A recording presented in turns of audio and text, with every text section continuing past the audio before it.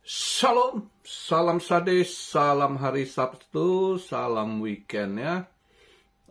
Kemarin data NFP-nya sama unemployment memang disetel habis ini ya.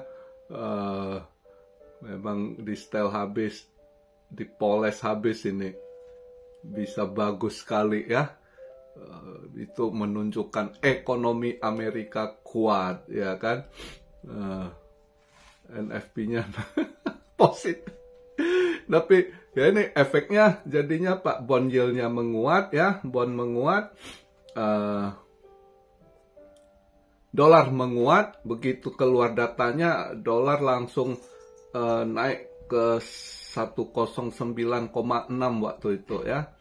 Nah, BTC pas habis keluar datanya langsung drop, sempat ke 93,1 kalau nggak salah, terus dia mantul balik akhirnya tadi daily-nya nutup di 94,7 ya. Nah, tapi yang ininya heran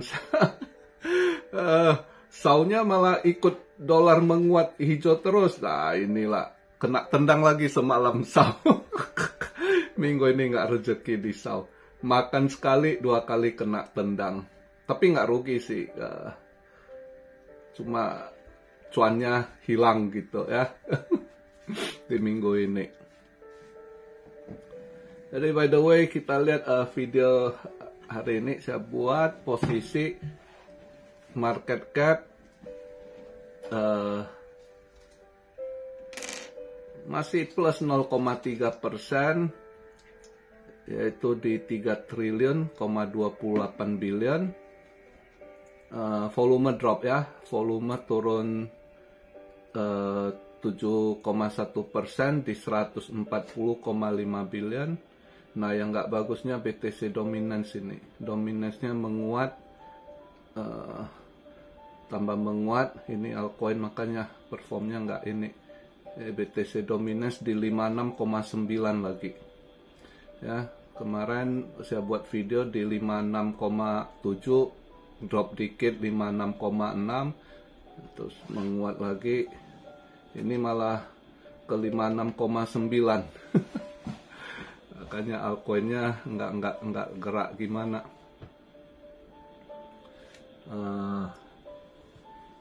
Fear and Greed agak naik dikit. Kemarin sempat di 43, ini 48. Posisi netral.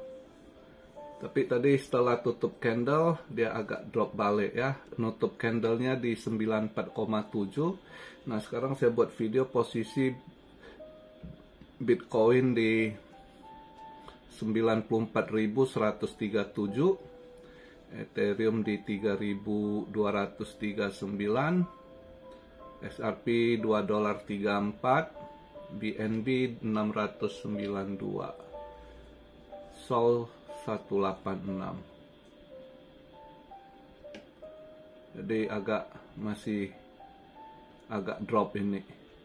Jadi kalau lihat posisi begini, kemarin rencana saya pengen swing gitu, tapi lihat drop terus altcoinnya nggak perform gimana, malah dominance menguat, nggak jadi swing sih. Saya rasa kalau mau ini scalping lah. Ini dari Sabtu kelihatan kalau dia begini posisi bisa aja weekly candlenya nutup merah ini kayaknya. Kemarin harapan di Sabtu ini bisa agak hijau ya, berharap Sabtu sampai Minggu pagi, Minggu siang hijau harapannya. Nggak taunya habis ini malah lihat performance dominance ya malah menguat lagi. Makanya nggak jadi ini. Pengen swing nggak jadi. Paling ya kalau kalian mau ini scalping lah ya. Kalau scalping masih oke lah posisi gini. Cari-cari yang mana bisa diolah kan. Jadi kalau kita lihat lihat semalam dia polesnya. Itu forecast perkirakan dia drop kan, malah menguat hijau dia non NFP-nya di hijau tebal 256.000 naiknya ya, termasuk private NFP-nya juga naik positif 223. Nah yang lebih ini lagi unemployment rate-nya turun. Kok bisa? Itu. Jadi habis keluar data ini banyak juga pengamat ekonomi, saya lihat beberapa pengamat yang ini surprise, semua surprise pengamatnya. Kok bisa gitu ya, pada ini pengamat-pengamat luar saya lihat surprise mereka dengan data yang bisa ini, padahal kalau dilihat fakta di lapangan ya kan, ini kan data di kantor pembukuan yang keluar ya kan, makanya mereka bilang cookbook ya setelan ini. Padahal fakta sebenarnya di lapangan begitu banyak yang kehilangan pekerjaan ya pada ini drop tutup gitu. Belum lagi ditambah ini nih kebakaran ini ya, makin parah itu penanganannya amburadul gitu ya. Belum lagi itu perusahaan-perusahaan asuransi yang itu anjlok gitu ya, itu bisa aja bangkrut, nggak mau bayar. Ada sebagian yang memang istilahnya kebakaran gitu di luar ini, ada yang nggak mau nanggung gitu, istilah bencana gitu. Tapi ada juga asuransi yang udah ada kesepakatan kebakaran gitu dibayar. Nah perusahaan-perusahaan gitu akhirnya nggak sanggup bayar juga, perusahaan-perusahaan asuransi. Makanya sekarang warga di sana tuh di California amburadul mereka yang ketimpa bencana. Sakit nggak?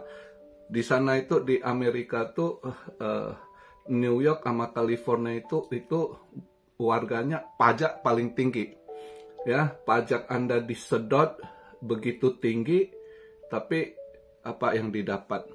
Ya, fasilitas yang amburadul, pengaturan ininya yang amburadul, acak kadut. Malah saya lihat berita tadi diberlakukan, polisinya umumkan wajib jam malam. Jadi wajib jam malam, kalau udah malam itu mereka disuruh jangan keluar buat warga-warga gitu ya, yang keluar ditangkap. Jadi ada berapa aturan, banyak hal-hal gitu. Jadi ini udah kayak penanganannya udah kayak komunis juga gitu. Nggak boleh ini, nggak boleh itu ya. Terus juga gubernurnya ketangkap, ketahuan. Dia nelpon si Biden untuk supaya tekan media, jangan beritakan yang ini yang negatif ya kan. Jadi nggak bener itu mereka. Nah, maka ini efek dari ini ya, kalau kita lihat dia dolar menguat. Nah dengan kondisi itu ya market buang, stock market nutup merah semalam, semuanya buangan lumayan gede, ditutup weekend ya, lumayan gede buangannya ya. Kamu lihat tuh semua merah tebal. Dow Jones 1,6%, lumayan gede dia, 696 poin ya. S&P juga drop 1,5%. Nasdaq drop lagi 1,6% dengan data ini. Karena kenapa?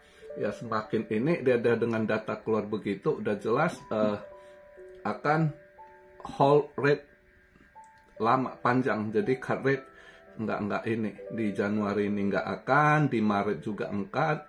Jadi perkiraan mereka paling kalau dia nanti baru akan dilihat mau cut rate-nya kemungkinan di Juni awal-awal begitu. Itu pun kalau misalnya inflasinya naik-naik terus gitu, atau hal-hal lain lah dilihat datanya gitu. Tapi dengan keluar data ini NFP yang menguat, dengan unemployment rate-nya turun juga ya, berarti ekonomi bagus katanya ya. Jadi nggak ada cut rate gitu ya.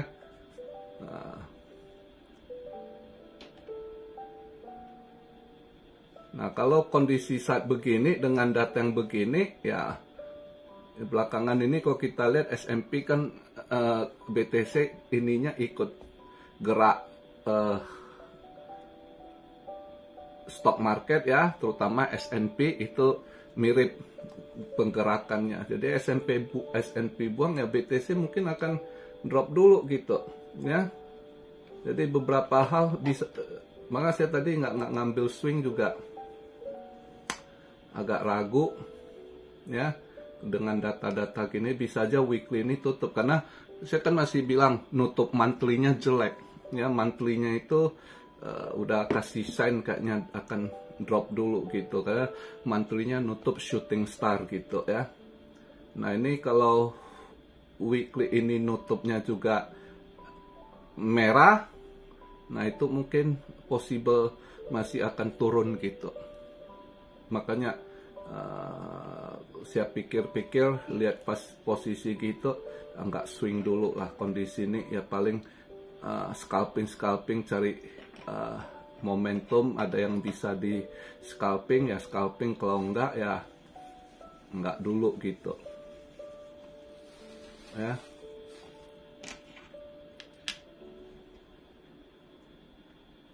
Nah, itulah kondisi market itu begitu, enggak seperti yang ini. Nah, seperti hater yang menghujat saya ya kan, pas awal cut rate itu, wah ini akan cut rate Januari akan cut sekian, nanti dia akan cut sekian ya kan. Haternya udah menghilang. Yang hujat-hujat saya itu pas waktu cut rate pertama, saya udah bilang cut rate itu mereka posisi harus perhatikan benar-benar. 0,50 itu gede banget, punya resiko besar ya kan. Tapi ya sulit lah kalau ngomong hater yang denger gitu kan, dia denger yang entah channel mana gitu kan, analisa gini-gini, wah terus pas cut rate pertama, wah gua dihujat gini itu ya kan, ini mana tahu dia kuartal 1 akan buran, akan begini gitu, Fed akan cut rate sekian gini-gini ya kan. Nah, faktanya sekarang yang ikut dia pada sangkut ada tanggung jawabnya. Kemana mereka? Nggak ada, ngilang, ganti akun, ganti nama lagi gitu. Ya kan? Nah, kalau di sini saya cuma ingatkan, bukan saya benar ini itu ya. Perlu hati-hati, jangan terlalu ini. Karena ekonomi sekarang itu faktanya itu sebenarnya nggak sehat. Tapi kenapa market bisa run? Ya ada dana yang diolah buat run. Kadang mereka swap ya kan, gua lepas emas dulu, dananya gua naikkan dulu di BTC, nanti lihat udah market nggak ini, dia TP, dia masuk balik ke bond lah, dia olah ya. Itu pinter-pinter mereka orang-orang ahli, pakar-pakar, apalagi pos-pos itu sub mesin-mesin langganan, mesin trade, mesin data, semua itu bayarnya mahal-mahal gitu ya. Jadi mereka ngolahnya udah ada tenaga-tenaga ahli yang di hire untuk ngolah market gitu, hitung-hitungannya ya. Jadi ya itu kondisi. Tapi kalau buat kita sebagai invest itu nunggu momen, bukan kejar ke atas gitu, justru nunggu momen dimana sebenarnya kripto ini ya nggak perlu sebagai invest ya, kita fokus belanjanya waktu bearish time gitu ya kan. Nah, TP-nya saat buran time gitu aja, tinggal rezeki masing-masing. Karena nggak ada yang bisa tepat hitungan ngambil bottomnya di mana atau pas TP-nya topnya di mana. Jadi ya tergantung masing-masing rezeki bisa dapat berapa. Tapi intinya kalau kita lakukan itu tetap aja rezekinya ada, tetap investasi yang lumayan gitu ya. Cuma ada manusia kan yang pengen instan, yang mimpi, selalu tanya ya. Saya paling malas itu nanya, ini bisa 5 kali, ini bisa 10 kali, ini bisa sekian. Saya paling malas jawab. Itu rezeki masing-masing gitu. Dan hoki masing-masing. Anda dapat koin yang Anda percaya yang bisa beli di mana, dan seberapa kuat Anda tahan, seberapa percaya Anda bisa ini naiknya gitu. Ya, karena nggak ada yang bisa tahu pasti top. Dan ya itu, nah saat bearish juga nggak bisa Anda tunggu di bawah, tunggu ke bawah lagi, mau cari bottom, nggak ada yang bisa tepat juga ya. Kira-kira udah di sini, oh ini udah boleh ya kan, dia mantul sekian persen, saya udah cuan sekian gitu ya kan. Itu aja simpelnya kalau saya ya, yang sebagai investor yang bukan kejar mimpi mau kayak jadi sultan, mau jadi apa, enggak. Saya mah simple aja, dapat ini ngolah secara normal, stabil, itu aja gitu ya. Nah untuk hari ini kalau pengen scalping ya, saya lihat bisa ini. Kalau yang pengen long,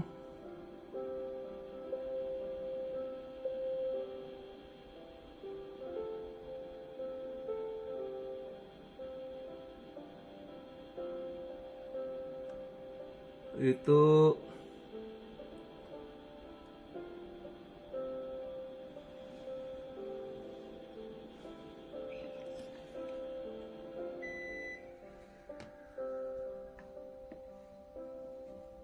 WLD boleh dipantau. Worldcoin WLD itu mungkin bisa naik dikit kalau pengen long ya, scalping ya.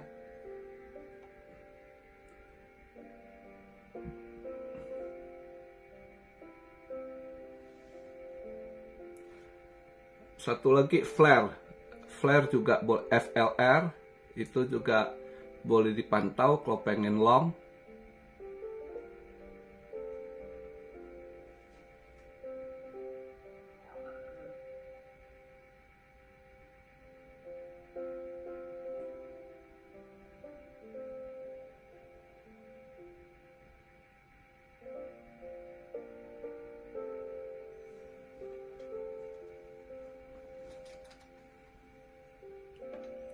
Kalau saya hari ini nggak scalping, saya nunggu ini.